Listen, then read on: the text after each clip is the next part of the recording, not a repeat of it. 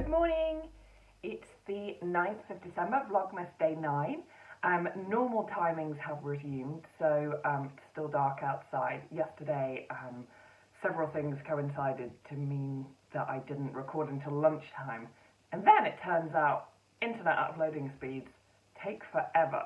So I'm gonna catch a steal on the day while I still can. So today I'm going to talk about a tale of two sweaters, but I'm going to open my advent calendars first because that is the most fun part. That was the hardest bit about yesterday, was having to wait. So first I'm going to open British Breeds, and it's a lovely grey. Grey is my favourite colour. This one's quite a toothy, one would call it, toothy rustic yarn. Let's see what it is.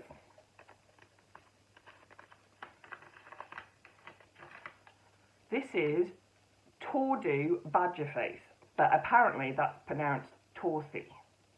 It means black belly.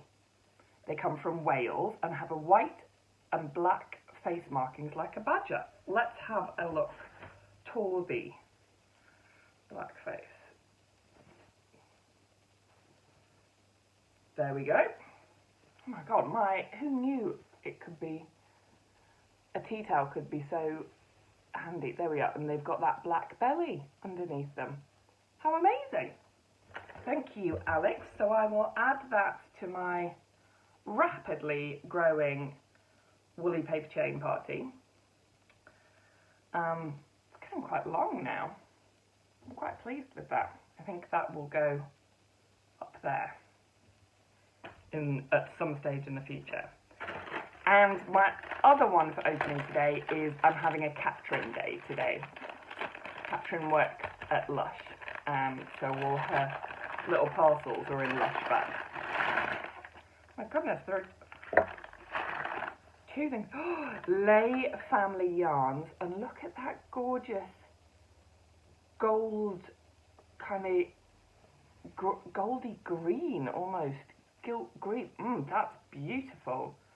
Thank you, Catherine. And another little parcel. I think I know what this is. I've been seeing what other people have been opening. That is a Christmas Eve candle, which is beautiful. I sometimes light candles when I'm having a bath. Not very often, because I always forget to do it, and I can't find a lighter or matches. But at the moment, I seem to have a lighter that works, and another little collection around the bath. So I will do that. Thank you very much, Catherine. So today I said I was going to talk about a tale of two sweaters. The first I wanted to talk about was progress on my partner's Christmas present, which is the Cambridge jacket by Anne Budd.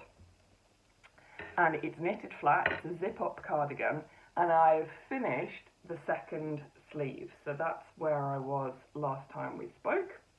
And now I just have a random collection of flat bits that apparently I need to block before I sew together. Sewing together is not my favourite thing. And also, I'm not quite sure where and how I'm going to be able to block them, A, with enough floor space, and B, so that they're relatively unseen. It is supposed to be a Christmas present. I mean, I've been knitting it in plain sight, but I'm kind of relying on poor attention spans there. So, yes, I'm not quite sure where I'm going to find to block that, but then I have to block it, seam it, then I knit on a collar, and then I do the horror of zip, which you can join me for. So while that one is nearing completion, I spent yesterday and the day before ripping out another one that I had, another jumper that I had made for myself. I completed this year out of Charlie Bottom yarns, out of the Jacob. Jacob sheep are piebald, so they're black and white and bits of grey on them as well. So, and my neighbours have 3 Jacobs, so I take their fleeces and get the yarn created. And so it was a very special jumper that I'd made for myself, and it was a design, a pattern that I was kind of trying out from my head. And as is the case with pattern designing, sometimes it doesn't go your way. And so I'd finished it, and there was nothing really wrong with it, but for me, the fit on me wasn't making me happy. So I put up a poll on Instagram and asked people, what shall I do? Shall I rip this out or shall I keep it? And I think people got excited about the design and were like, don't rip it out. But then a couple of my close friends said, look, if you're not comfortable with it and you're not going to wear it, it's not bringing you joy, then you should just rip it out. And as I've mentioned in a previous episode, I don't mind ripping it out because I will reknit it. I won't just abandon that design at all. I will reknit it and improve on that design so that when it does come to publication, it's something that I feel comfortable with, as well as there being a really nice design as well. So that's the plan. So I thought I would share some of the footage of me ripping that back. I'll insert somewhere a picture of what it looked like before I started ripping it out. I also had a very good tip from a friend that if I'm going to rip it out and redo it, to take as many photos and measurements and all the kind of vital statistics of it before I pull it out, so that I've got a record of it that I can compare with and improve on for the next round.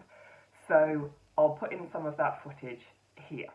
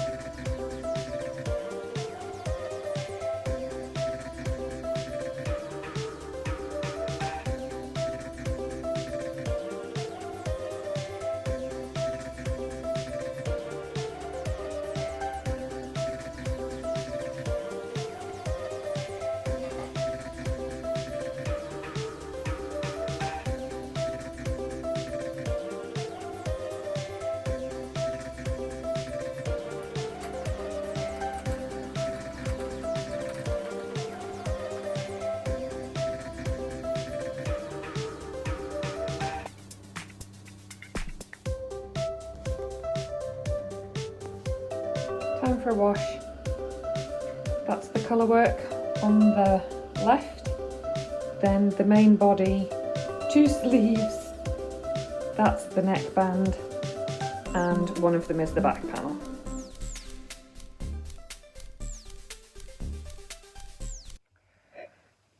And so what we have left of that jumper is some little balls of yarn. So these have been washed and stretched because they were all crimpy. They're amazingly crimpy when you unwind them. So I'd washed them and kind of tried to undo some of that permed wool. And I've re-caked them so that they're now ready to go. And this is going to be one of my kind of plan projects for 2021. So I hope I'll be able to show you in a couple of weeks, months, progress on redoing that. It felt a bit like sacrilege to be pulling out that reindeer design as we get so close to Christmas.